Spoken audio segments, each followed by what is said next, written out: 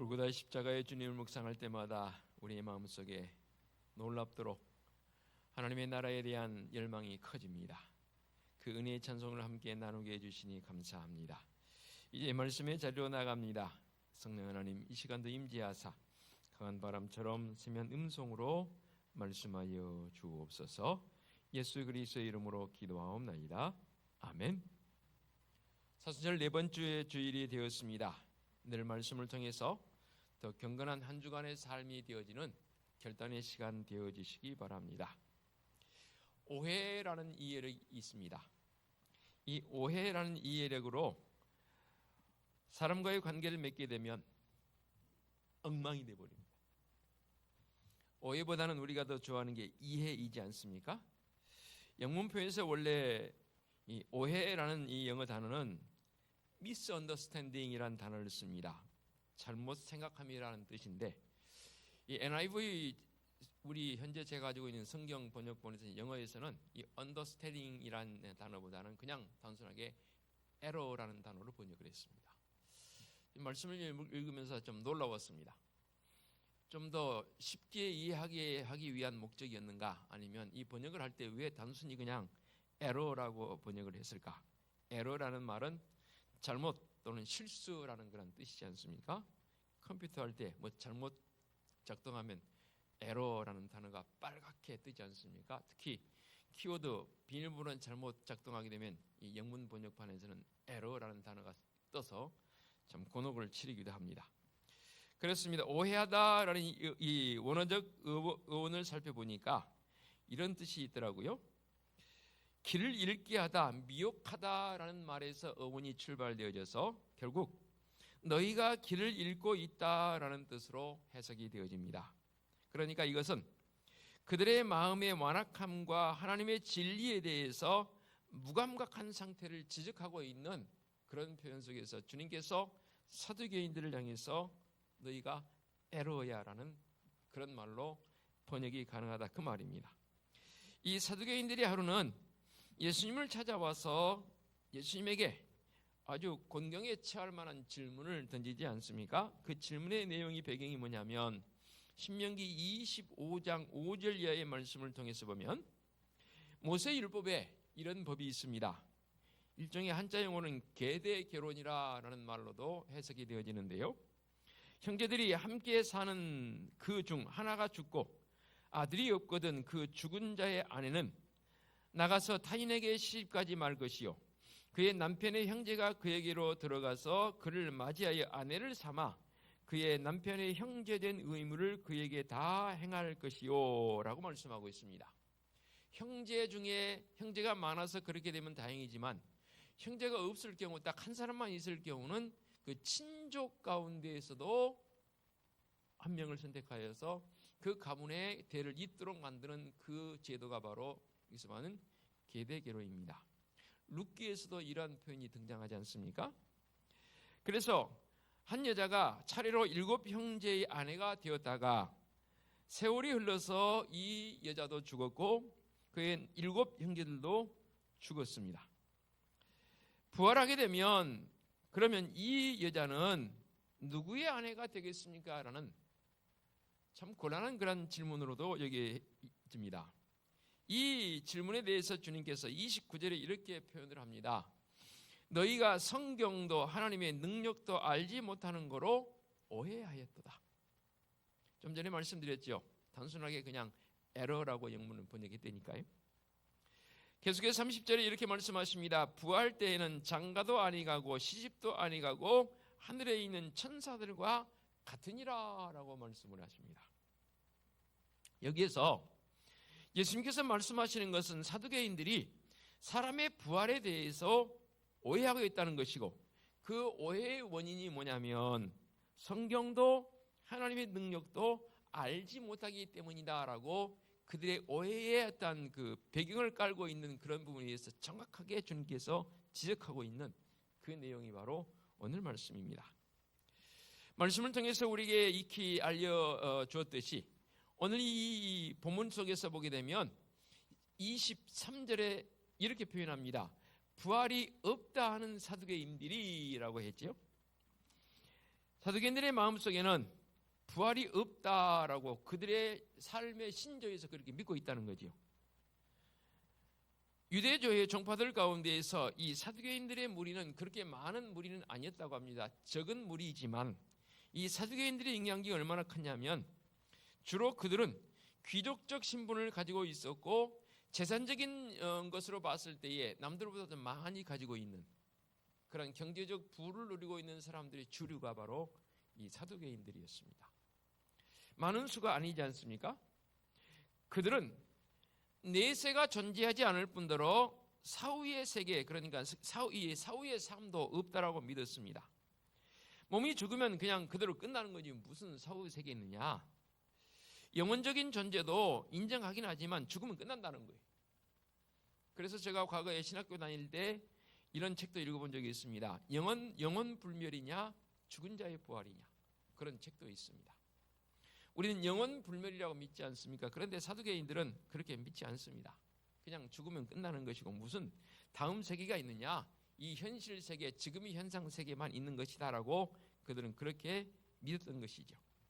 그런데 바리새인들과 사두개인들의 이 사상 내지는 신앙적 그들의 개념은 극과 극이거든요.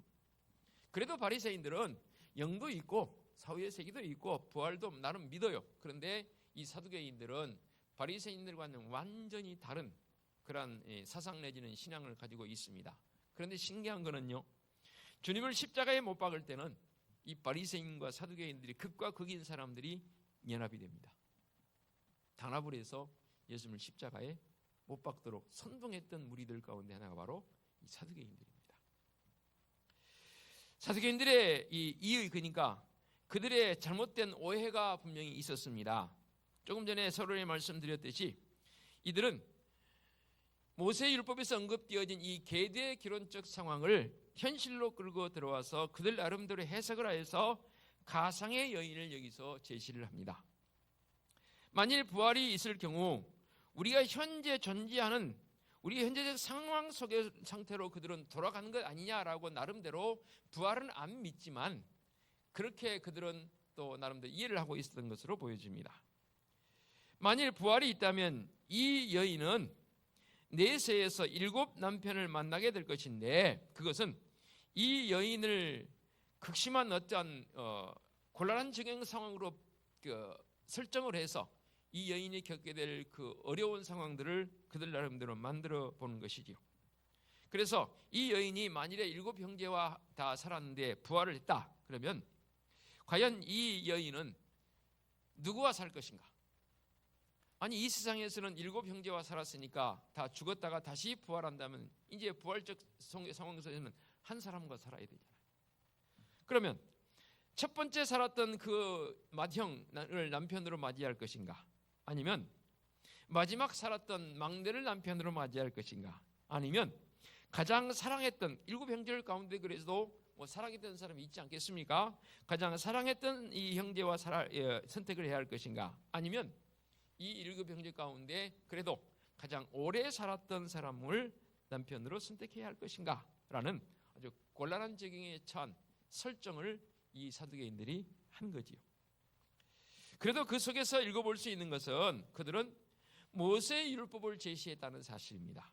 왜냐하면 사두개인들도 나름 바리새인 못지않게 그래도 율법의 능통까지는 아닐지 몰라도 나름대로 일각에 있는 사람들이었습니다.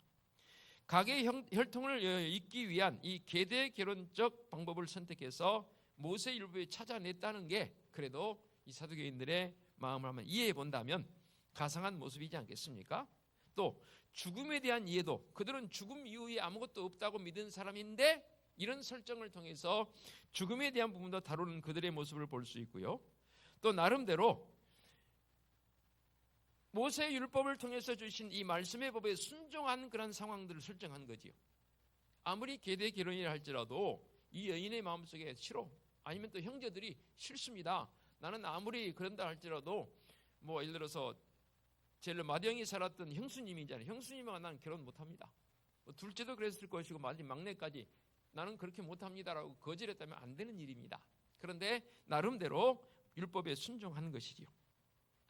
그리고 최후에 이 여자도 죽었다라고 했습니다. 삶에 대한 부분도 한편으로 언급되어진 부분을 본다면 긍정적인 관점으로 이해해 볼 수 있지요. 그렇지만 이들은 의심스러운 문제를 제시하고 있습니다. 28절에 부활 때에 7 중에 누구의 아내가 되리까? 라고 했습니다. 고린도전서 15장 12절 말씀에 이런 말씀이 있습니다. 당신은 그 과부가 누구의 아내가 될지에 대하여 말할 수 없으므로 우리는 부활이 없다라는 말로 결론을 내렸다는 부분이 나오거든요. 그러니까 부활이 없다고 말하는 이 사두개인들에 비해서 부활을 민다고 고백했던 바리새인들은 내세에 관해서 매우 비천하고 세속적인 생각을 가지고 있었습니다. 그들은 아마도 사두개인들이 부인했을 동물적인 삶의 기쁨과 쾌락을 내세에도 있을 것이라고 바리새인들은 이해했던 것이죠. 그래도 그나마 사두개인들은 그나마도 다 인정 안 했으니까 사실은 그거나 어찌 보면 같은 상황 아니겠습니까? 사두개인들의 이 의문에 대한 주님의 대답이 분명합니다. 다시 보겠습니다. 29절 너희가 오해하였도다 라고 했습니다. 예수님께서는 부활과 내세를 부인하는 그들이 크게 오해했다라고 말씀하십니다. 여기에서 예수님께서 지혜를 통해서 온유하게 그들을 책망하신 모습을 보게 됩니다. 영어로 디베이팅이라고 그러죠. 일단 어느 정도 논쟁이 있다 보게 되면 어느 한쪽에서는 성질을 내는 경우도 있어요. 자기의 어떤 생각들이 상대방이 안 먹혀 들어갈 때 막 화를 내는 사람도 있어요. 우리 사람과의 관계도 그렇잖아요. 꼭 뭐 디베이팅까지 뭐 논쟁적 요소가 아닐지 몰라도 내 말이 상대방이 안 먹혀 들어가면 어떡합니까? 차분하게 이건 이렇고 또 설명하는 사람도 있지만 대부분은 성질부터 냅니다. 왜 이해를 못하냐고. 특히 부모 입장에서 자녀들에게 말할 때 그런 성향이 사실 많지요. 그런데 주님께서는 전혀 그런 모습이 아닙니다. 오히려 더 차분하게 말씀하십니다. 즉 주님께서는 그들에게 너희가 알지 못하는 거로 오해하였다라고 말씀하십니다. 그거 아시죠? 무지는 오해를 일으키는 원인이 됩니다. 그래서 확실하고 정확한 믿음이 필요합니다. 그래서 오늘 말씀의 제목을 제가 이렇게 잡아봤습니다. 오해 없으시기 바랍니다. 그리고 정확한 믿음. 어둠 속에 있는 자들은 길을 잃기가 쉽지요. 다시 말해서 무지는 부활과 내세를 오해하게 되는 원인이 된다 그 말입니다. 소위 말해서 믿음이 있다는 사람도 부활과 내세가 특정한 신뢰들 가운데 어떻게 나타나고 있는지를 알지 못하기 때문에 오해를 가져오지요. 그러나 우리가 알 수 있는 것은 주님의 부활의 이 죽은 자의 첫 열매가 되셔서 하나님께 영광 돌리는 그런 일들을 나타내 보이시지 않습니까? 사두개인들은 하나님의 능력도 알지 못하고 있습니다. 그들이 유대인입니다. 유대인이라면 최소한 그들의 배경에는 조금 전에 말씀드렸죠. 말씀이 깔고 있습니다. 말씀이 그들의 삶의 배경이 됩니다. 하나님의 능력은 사람으로 하여금 부활과 내세가 존재할 수 있다는 사실에 대해서 분명하게 구약의 말씀을 통해 언급했음에도 불구하고 그들은 그것을 믿지 않습니다. 저도 신학 공부를 하면서 놀았던 게 있습니다. 정말로 우리는 최선을 다해서 말씀을 공부를 하는데 우리 한국에 들어와 있는 나름 건전한 교단이라고 말하는 어떤 교단은 제가 수십 번 말씀드렸잖아요. 역사적 예수를 더 믿습니다. 우리 가운데 영적으로 오셔서 친히 육신의 몸을 입고 오셔서 우리 가운데 함께 하신 예수 그리스도 그분을 신인 양형 다 믿는 게 아니라 어떤 한쪽은 역사적 예수, 이 땅에서 해방자로 오신 예수 그리스도 그분을 믿기 때문에 한참 군사정부 시절에 참으로 예수 그리스도를 앞에 내세우는데 우리가 내세우는 예수 그리스도와 너무 다른 거예요. 그러니까 우리 주님 이런 상황에서 차분하게 말씀하시는데 차분함이 없습니다. 앞에 나가서 레디컬하게 나가서 정말로 심하게 표현한다면 총뿌리를 들고 같이 맞서자는 그런 주장을 내세운 불의의 사람도 있더라는 거죠. 지금도 마찬가지입니다. 여러분들은 어떻게 생각하십니까? 하나님의 능력에 대한 무지나 불신앙이나 약한 믿음은 많은 오해를 불러일으키는 주요 원인이 되어집니다. 특별히 부활을 부인하는 이 사두개인들의 오해는 너무너무 중요한 원인이 바로 알지 못한다는 그 말입니다.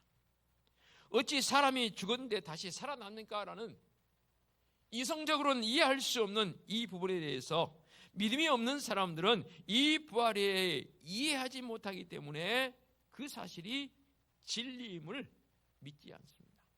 설령 믿으려고 해본들 그들에게는 퀘스천 마크, 질문적 요소가 더 많아지는 것이죠. 그러므로 우리는 먼저 하나님께서는 전능하시며 하나님의 뜻하신 바대로 하실 수 있다는 것에 대한 확실한 믿음이 우리에겐 있지요. 저에게는 있습니다. 여러분에게는 있는 줄로 믿습니다.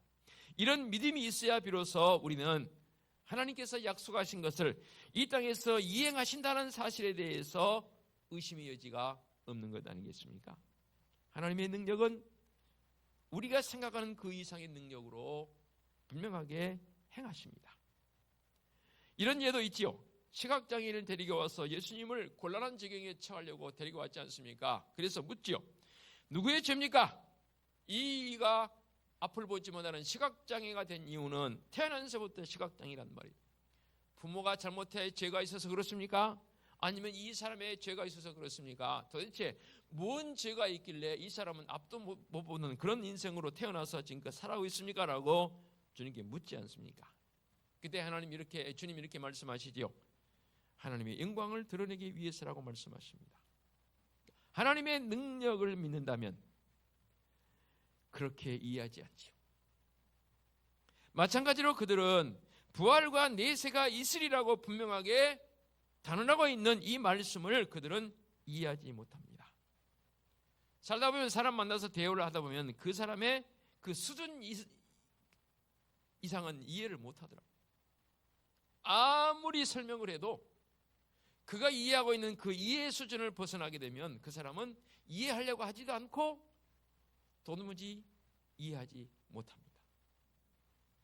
좀 더 노력해서 이해해 보려고 하는 애씀도 사실 결여되어집니다. 그래서 답답할 때가 많습니다.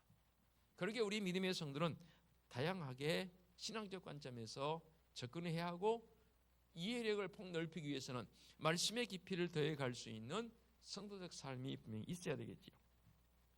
주님께서는 이런 사두개인들의 잘못을 지적해 주시면서 그들이 부활과 내세에 대해서 가졌던 그랬던 생각을 바로 정정해 주십니다. 그 정정의 내용을 한번 깊이 있게 보겠습니다. 30절. 부활 때에는 장가도 아니가고 시집도 아니가고 라고 말씀하십니다. 우리가 살고 있는 이 현재적 상황 속에서 결혼은 필수적이지요. 과거의 모습과 현재적 모습, 성경적 모습과 지금의 모습, 이 결혼관이 다르더라고요. 지금 친구들은 결혼하는 게 말 그대로 결혼이에요. 근데 과거의 결혼은 결혼적 목적이 복합적으로 작용을 했습니다.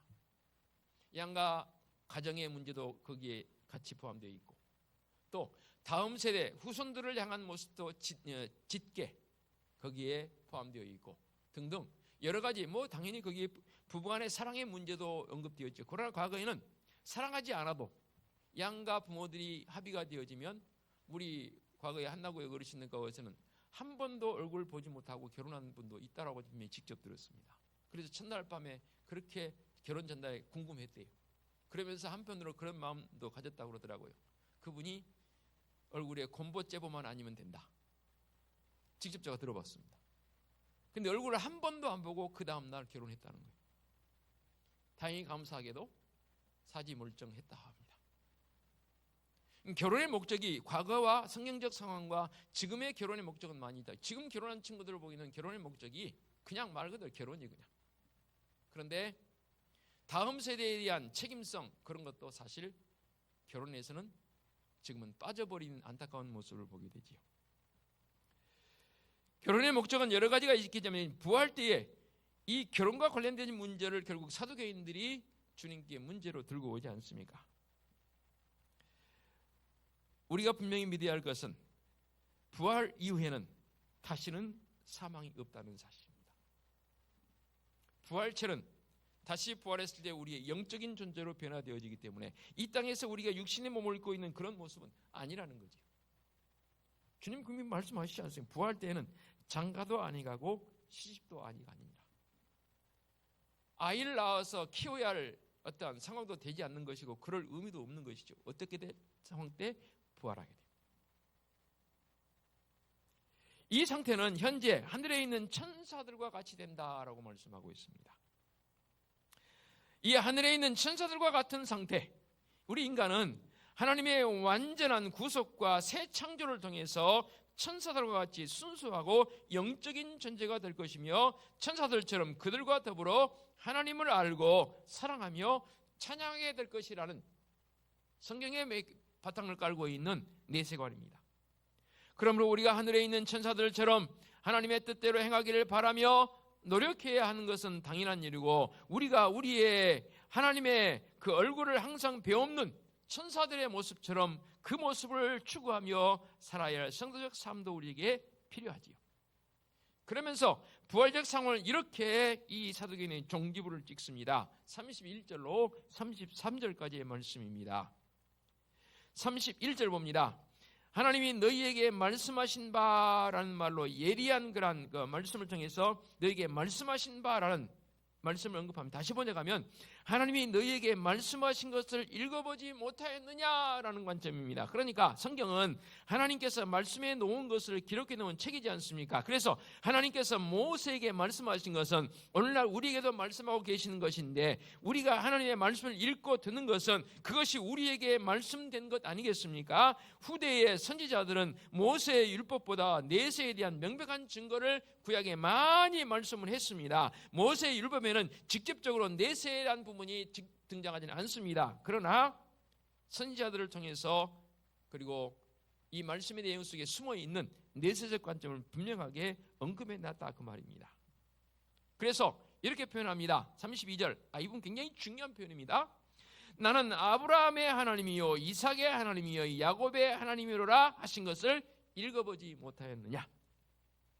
이 말씀이 내세를 드러내는 명백한 증거적 모습은 아닐지 몰라도 그것이 실제적으로 출현되어진다면 그것은 성경과 같이 분명하게 우리에게 받아들일 요소가 있습니다. 뭡니까? 바로 이성적인 사람들을 대상으로 쓰여졌다는 사실입니다. 그래서 이 말씀을 통해 읽어볼 수 있는 것은 아브라함의 하나님, 나는 아브라함의 하나님, 이삭의 하나님, 야곱의 하나님, 이 말은 과거적 모습으로 그런 하나님이었어 라는 말이 아니라는 거죠.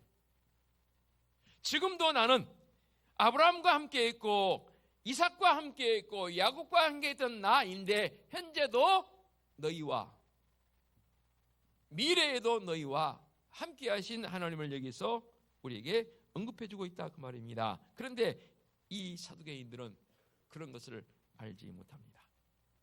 한편으로 본다면 안타깝지요. 그냥 과거적 사실로만 치부해 버릴 가능성이 있는 그러한 이 사두개인들의 모습. 그래서 31절에서 주님께서 연결을 합니다. 나는 아브라함의 하나님이요 이삭의 하나님이라 말씀하시면서 하나님은 죽은 자의 하나님이 아니요 살아있는 자의 하나님이시니라. 굉장히 놀라운 이 진리의 말씀 우리에게 들려주고 있습니다. 이는 우리의 영혼이 복을 누리며 불멸한다는 것을 말씀하고 있습니다. 그리고 그것은 결과적으로 육체의 부활을 의미하게 됩니다. 계속해서 보면 34절, 대답할 수 없게 되었다라고 했습니다. 누가? 이 사두개인들이. 예수님께서 너무나 명확하게 그들에게 말씀해 주시니까 그들이 대답할 수 없게 되었고 라고 했습니다. 창피당한 것이죠. 그러나 무리들은 33절에 이렇게 고백합니다. 그의 가르침에 놀라더라. 그들이 놀라는 첫 번째 이유는 그의 교훈이 그들에게 새로운 것으로 다가왔기 때문입니다. 사두개인들은 구태의는 서기관들을 대해왔고 또 사두개인들의 삶 속에서 여러 다른 종파들을 바리새인들 내지는 그런 사람들을 제사장들 내지는 대해왔지 않습니까? 그래왔던 그런 사람들인데, 그들로부터 들었던 것들인데 오늘 말씀에 등장하는 예수님의 가르침은 너무나 그들과는 다른 거지. 새로운 가르침인 거지.